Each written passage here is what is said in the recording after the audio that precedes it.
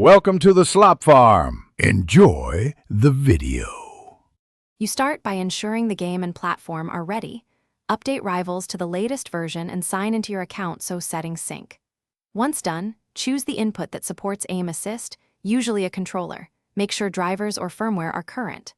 Next, open the in-game settings menu and locate aim or assist options. Don't skip this. These initial steps enable the features you'll tune in the next slide, and they prevent conflicts with third-party tools. Now you fine-tune the aim assist and control response. Open controls, find aim assist, and set strength to low or medium. This balances help without overriding skill.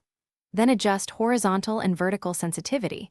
Lower sensitivity often makes assist more stable. Change dead zone values to remove stick drift and pick a response curve that feels natural.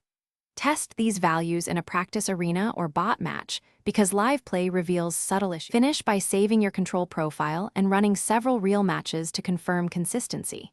If you experience jitter, snapping, or loss of tracking, reduce aim assist strength and recheck sensitivity. Small changes matter. Make sure no overlays or controller mapping software conflicts. Disable extras temporarily to isolate the issue.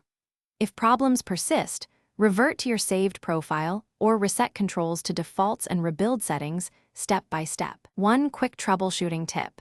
Switch input devices briefly to see.